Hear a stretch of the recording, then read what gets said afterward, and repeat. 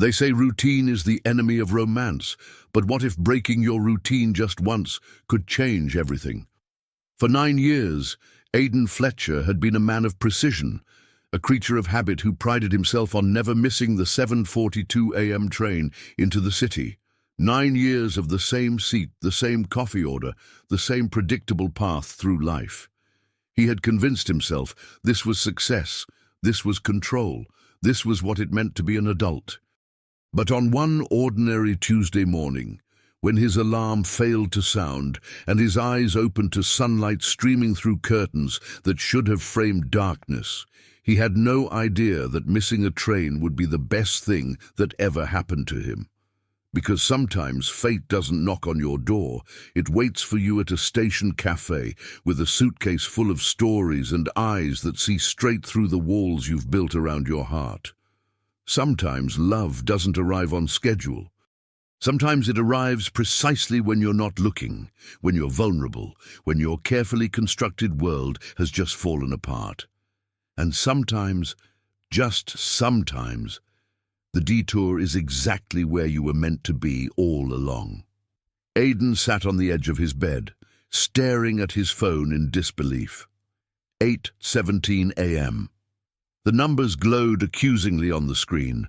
For the first time in 9 years, 3 months and 14 days, he had missed his train.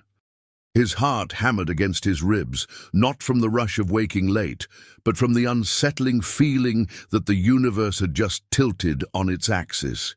He ran his hands through his disheveled hair, trying to process what this meant. The 7:42 was gone. The next train wouldn't arrive until 9:15. He had a meeting at 9:30 that he wouldn't miss, had never missed in his entire career at Morrison & Blake Financial. He moved through his morning routine in a daze, his movements mechanical but hurried. Shower, shave, the navy suit he'd laid out the night before. His reflection in the mirror looked the same as always. 32 years old, dark hair combed precisely to the side, clean-shaven jaw, grey eyes that rarely showed emotion. But something felt different today. There was a tremor in his hands as he knotted his tie, a whisper of anxiety that he couldn't quite suppress. By the time he reached Riverside Station, it was 8:52 a.m. The platform felt foreign at this hour, populated by a different crowd of commuters, people whose lives operated on schedules that didn't intersect with his usual orbit. He stood there for a moment, feeling unmoored, like an astronaut who'd lost his tether to the ship. 23 minutes until the next train. He pulled out his phone to call his assistant, to explain, to apologize, but his battery was dead. Of course it was. The universe was clearly having fun with him today. The station cafe caught his eye, a small corner shop he'd passed 1,000 times but never entered. His routine didn't include coffee from anywhere except the cart near his office. But today was already ruined, already different, so what did it matter? He pushed through the door and a bell chimed overhead, cheerful and completely at odds with his mood. That's when he saw her. She sat at a corner table by the window, surrounded by morning light that seemed to exist solely to illuminate her. Auburn hair fell in waves past her shoulders, and she wore a green dress that reminded him of forests he'd never explored and adventures he'd never taken. A large, worn leather suitcase sat on the floor beside her, covered in stickers from places he'd only seen in travel magazines. Paris, Tokyo, Istanbul, Buenos Aires. She was writing in a notebook, her hand moving across the page with an urgency that suggested she was racing against time itself. Aiden found himself walking toward the counter, but his eyes never left her. There was something magnetic about her presence, something that made the cafe feel smaller and larger all at once. He ordered a coffee he didn't really want, paid with bills he fumbled from his wallet, and then did something completely unlike himself. Instead of finding an empty table, instead of checking his watch and calculating how many minutes remained until he could restore order to his day, he walked directly to her table. "Is this seat taken?" The words came out before his brain could stop them. She looked up, and her eyes were the color of honey in sunlight, warm and deep and knowing. A smile played at the corners of her mouth, like she'd been expecting him, like his arrival was part of some cosmic joke only she understood. "It is now," she said, closing her notebook and gesturing to the chair across from her. He sat down, his heart doing something strange in his chest, something it hadn't done in years. Maybe ever. "I'm Aiden." "Lana." She extended her hand, and when their palms touched, he felt a jolt of recognition, as if he'd known her in another life, in a dream he couldn't quite remember. "You look like a man who's just had his whole world turned upside down." He laughed, a sound that surprised him with its genuine quality. "That obvious?" "I've seen that look before, usually in the mirror." She took a sip of her tea, studying him over the rim of her cup. "Let me guess. You missed your train." "How did you know?" "Because you're here. And because you have that look. Like you've just realized the universe doesn't actually revolve around your schedule." Her tone was teasing but not unkind, and there was wisdom in her eyes that suggested she understood more than she should. "9 years, he said, surprising himself with the confession. "I've been catching the same train for 9 years, never missed it once. Until today. Until today." She leaned back in her chair, regarding him with open curiosity. "So what happened? Alarm didn't go off?" "Exactly that. Phone died during the night. Didn't charge properly." He shook his head. "It sounds stupid, doesn't it, getting this worked up over a train?" "Not stupid, just human." She paused, choosing her words carefully. "We build these routines, these walls of predictability, because they make us feel safe. But sometimes the universe has different plans. Sometimes it needs to shake things up." "Are you always this philosophical with strangers in train station cafes?" "Only the interesting ones." Her smile widened. "And you are interesting, Aiden. I can tell." "How?" "Because you're still here. Most people in your situation would be pacing the platform, cursing their luck, checking their watch every 30 seconds. But you're sitting here having coffee with a stranger. That tells me something." "What does it tell you?" "That maybe, just maybe, you're tired of catching that train." The words hit him like a physical force. He opened his mouth to deny it, to defend his carefully ordered life. But nothing came out. Because she was right. God help him, she was right. For 9 years, he'd been going through the motions, following a path laid out by expectations and obligations and fear. When had he last done something spontaneous? When had he last felt truly alive? "Tell me about your suitcase," he said, deflecting. "All those stickers. You've been everywhere." Lana's expression softened, became distant. "Not everywhere, but enough places to know that home isn't always where you started. Sometimes it's something you have to search for." She ran her finger along the edge of her notebook. "I'm a travel writer, or at least I'm trying to be. Right now I'm between assignments, between lives really, waiting for the next adventure to begin." "That sounds incredible. Freeing." "It can be. It can also be terrifying, never knowing where you'll be next month, whether you'll have enough money to eat, whether you're running towards something or away from it." She met his eyes. "There's a different kind of prison in too much freedom, Aiden. Sometimes I look at people like you, with your routines and your schedules, and I wonder what that must feel like, to know where you'll be tomorrow." "Suffocating," he said before he could stop himself. "It feels suffocating." They sat in silence for a moment, two strangers who'd somehow stumbled into the kind of honesty that usually takes years to build. The café hummed around them, other customers coming and going, but Aiden felt like they existed in a bubble outside of time, protected from the demands of the world beyond these walls. "Where are you headed?" he asked. "With your suitcase, I mean." Lana's expression shifted, and for the first time he saw something like sadness in her eyes. "Croatia. I have a flight at noon. Assignment for a magazine, feature on the Dalmatian coast." She glanced at her watch, a vintage piece with a leather band that had seen better days. Which means I should probably head to the airport soon. The words struck him like a blow. Of course she was leaving. Of course this couldn't last.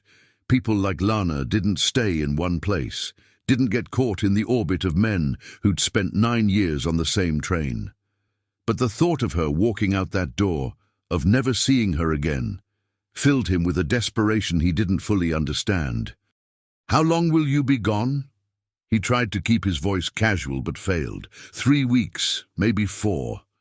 She traced a pattern on the table with her finger. "But that's the thing about my life, Aiden. I'm always leaving. It's what I do. Does it ever get lonely?" She looked up at him, and in her eyes he saw a loneliness that mirrored his own. "Every day. But I tell myself it's the price of freedom, of following your dreams. You can't have roots and wings at the same time, right?" "I don't know. Maybe you can. Maybe you just haven't found the right place to plant them yet. Or the right person." The words hung between them, heavy with meaning. Aiden felt his phone vibrate in his pocket. Reality, calling him back. The 9:15 train would be arriving soon. His meeting would start without him. His assistant would be worried. His perfectly ordered life was waiting to pull him back into its comfortable, numbing embrace.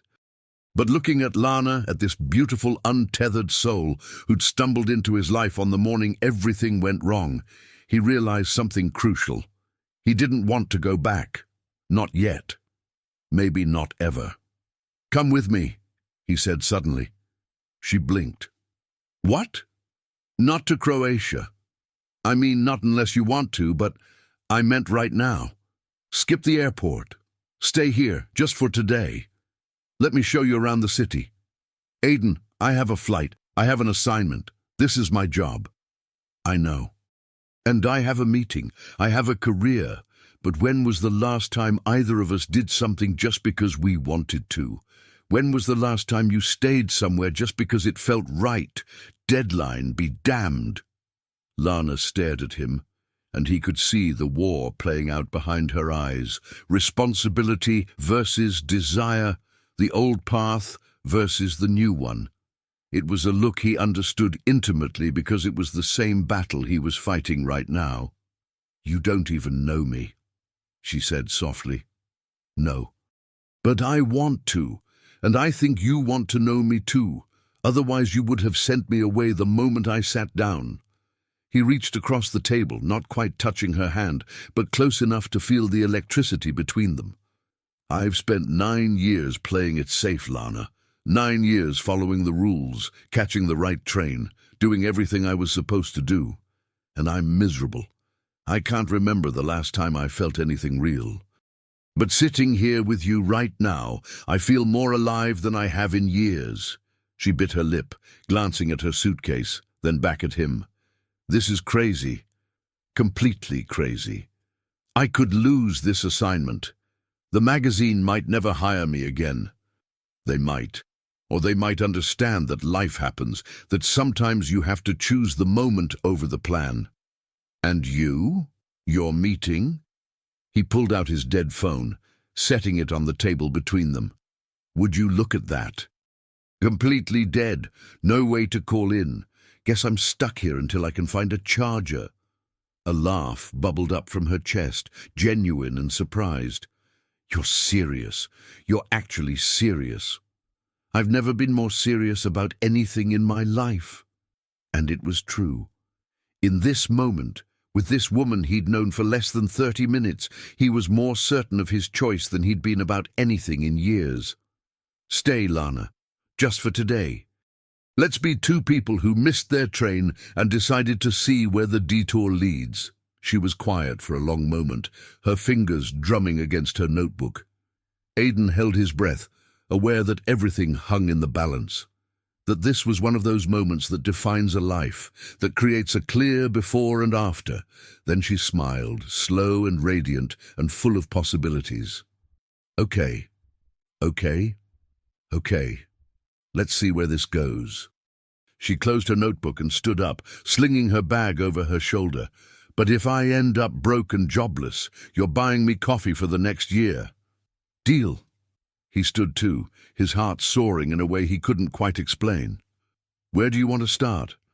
"Surprise me. You're the local, after all. Show me your city. Not the tourist version, the real one. The one you'd show someone who mattered."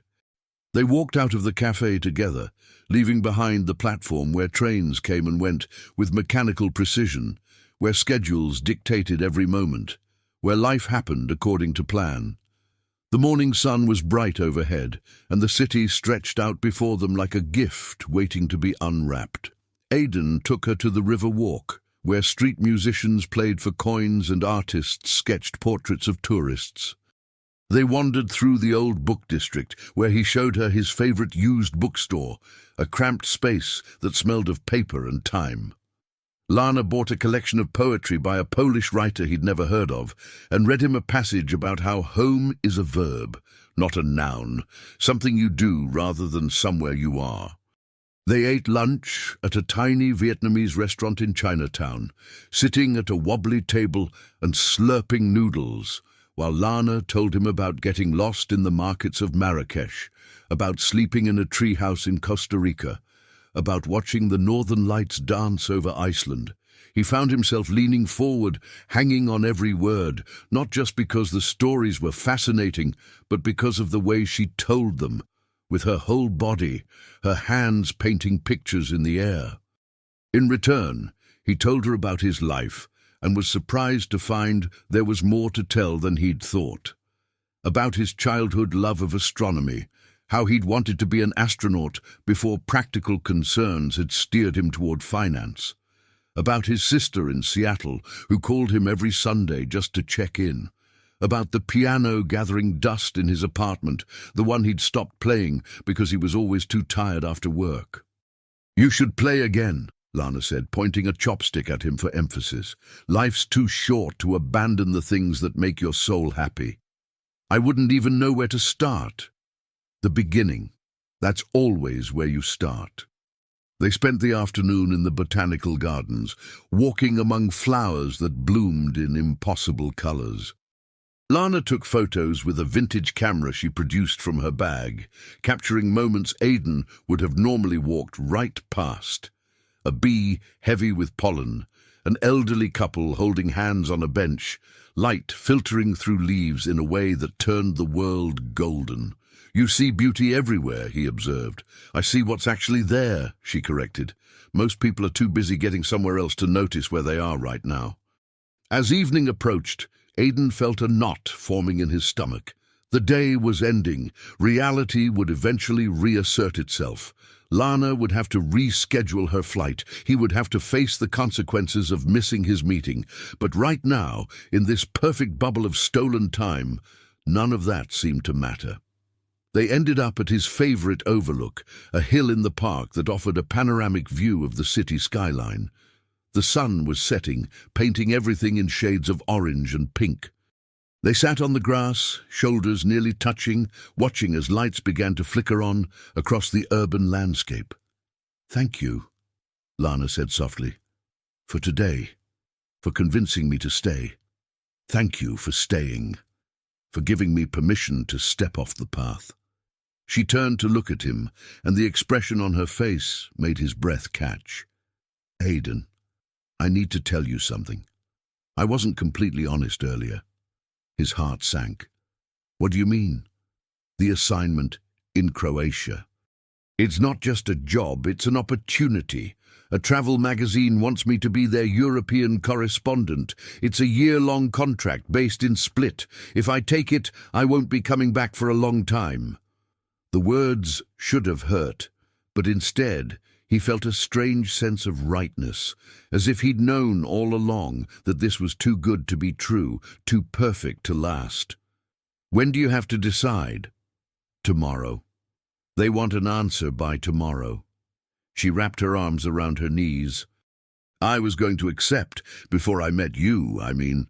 It's everything I've been working toward, the kind of stability that doesn't sacrifice my freedom. But now I'm confused. Because I spent one day with you, And I feel more connected to you than I have to anyone in years. How is that possible? How can you meet someone and just know they're going to matter? Aiden reached for her hand, and this time he didn't hesitate. Their fingers intertwined naturally, like they'd been holding hands for years. I don't know, but I feel it too, like I've been waiting for you without knowing I was waiting. This is crazy, she whispered. I'm leaving tomorrow, whether it's for 3 weeks or a year. Long distance doesn't work. I've tried it. It just leads to heartbreak. Then don't go. She looked at him sharply. Don't go. Aiden, this is my career, my dream. I know, and I would never ask you to give that up. But what if there's a way to have both? What if the detour isn't an ending, just a different route to the same destination? What are you saying? He took a deep breath, hardly believing the words that were about to come out of his mouth.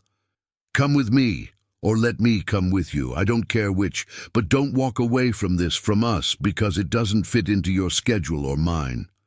Aiden, you have a job, a life here. A job that makes me miserable. A life that I've been sleepwalking through for years. Today was the first time I felt truly awake since I can remember. That has to mean something. Lana shook her head, but she was smiling through tears that had begun to gather in her eyes. You can't just upend your entire existence for someone you met this morning. That's not how real life works. Why not? Who made these rules we're all supposed to follow? Who decided that being responsible means being miserable, that security is more important than joy? He cupped her face in his hands, forcing her to meet his eyes. I'm 32 years old, and I've been playing it safe my entire adult life. I have a retirement fund and a 401k and absolutely nothing that makes me want to get up in the morning. Until today. Until you. What about your meeting? Your career? There will be other meetings, other jobs, but there's only one you, only one chance at this. I'm not letting it slip away because I'm too scared to jump. She searched his face, looking for something, and he hoped she found it. Hoped she saw the truth of what he was feeling, the certainty that had settled into his bones over the course of this impossible day. I'm terrified, she admitted. I've spent so long running, convincing myself that attachment was weakness, that staying meant giving up. What if we try this and it falls apart? What if I lose my freedom or you resent me for changing your life? What if we try this and it's everything we've been looking for, he countered. What if missing that train was the best thing that ever happened to both of us? Lana laughed, a sound caught between joy and tears. You're insane. Probably. Is that a yes? She didn't answer with words. Instead, she kissed him, and in that kiss was every adventure she'd ever had and every journey she'd yet to take. It was coming home and setting sail at the same time, roots and wings existing in the same impossible moment. When they finally pulled apart, the stars had begun to appear overhead, pinpricks of light in the darkening sky. Aiden thought about all the years he'd spent looking at stars through his telescope as a child, dreaming of distant worlds. He'd given up on those dreams somewhere along the way, traded wonder for security, magic for routine. But maybe it wasn't too late. Maybe it was never too late to choose differently. So what happens now? Lana asked, her hand still in his. Now? Now we figure it out together. Maybe I come to Croatia with you. Maybe you extend your deadline. Maybe we're both crazy and this implodes spectacularly, he smiled. But at least we'll have tried. At least we'll know we were brave enough to follow our hearts when the universe gave us a chance. I have to call the magazine, explain about the flight. And I have to charge my phone eventually, face the music at work. He pulled her closer, but not tonight. Tonight, let's just be two people who missed their train and found something better. They stayed on that hill until the city lights blurred with the stars, until the boundary between earth and sky became impossible to distinguish. They talked about everything and nothing, about the lives they'd lived and the lives they wanted to create. And when they finally walked back down the hill, hand in hand, Aiden felt lighter than he had in years, unburdened by the weight of routine and expectation. 3 months later, Aiden stood on a balcony in Split, looking out over the Adriatic Sea. The water was impossibly blue, stretching to a horizon where sky and ocean met in perfect harmony. Behind him, through the open door, he could hear Lana typing on her laptop, working on an article about hidden gem restaurants in the old town. His own laptop sat on the kitchen table, where he'd been taking meetings with clients via video call, managing portfolios from 5,000 miles away. It hadn't been easy. He'd had to have difficult conversations with his boss, negotiate a remote work arrangement that had seemed impossible until it wasn't. There had been moments of doubt, nights when he'd wondered if he'd made a terrible mistake. But then he'd look at Lana, at the life they were building together, and know with absolute certainty that missing that train had been the best thing that ever happened to him. "You're thinking too hard again," Lana said, wrapping her arms around him from behind. "I can hear your brain working from inside." He turned to face her, pulling her close. "Just thinking about how different my life is now, how different I am. Better different? Infinitely better." He kissed her forehead. "You know what today is? Thursday. The day I was supposed to catch the 7:42. If that alarm had gone off, if my phone had charged properly, I'd be sitting in a conference room right now, pretending to care about quarterly projections. Instead, you're here, pretending to care about my article on seafood. I genuinely care about your article on seafood. I have opinions about octopus now." She laughed, and the sound still made his heart do that strange thing it had done the first time he saw her. "I love you, you know. My favorite detour."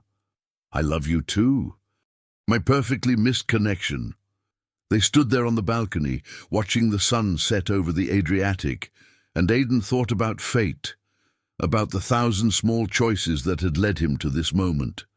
A phone that didn't charge, a train he didn't catch, a café he'd never entered, a woman with a suitcase full of stories and eyes that saw straight through him. People spend their whole lives searching for the moment that changes everything, the sliding door that leads to a different destiny. But the truth is, those moments are everywhere, hiding in the mundane and the ordinary, waiting for someone brave enough to step through them. Missing a train, talking to a stranger, saying yes when logic demands no. Aiden had spent 9 years playing it safe, and in 9 minutes with Lana, he'd learned what it meant to truly live. Not safely, not predictably, but fully, with heart open and fear acknowledged, but not obeyed. He'd learned that home wasn't a place or a routine, but a person who made everywhere feel like exactly where you were meant to be. Back in the city, trains still ran on schedule. The 7:42 still departed at exactly 7:42, carrying its cargo of commuters to jobs and obligations and lives lived according to plan. But Aiden wasn't on it. He was here, in a small apartment overlooking the sea, with a woman who taught him that the best destinations are the ones you never plan to visit. And if you asked him, he'd tell you the same thing he told everyone who wondered how he'd done it, how he'd given up stability for uncertainty, routine for adventure.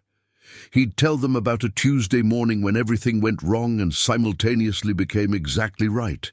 He'd tell them about the woman with auburn hair and honey-colored eyes who taught him that sometimes you have to miss the train to catch the life you were always meant to live.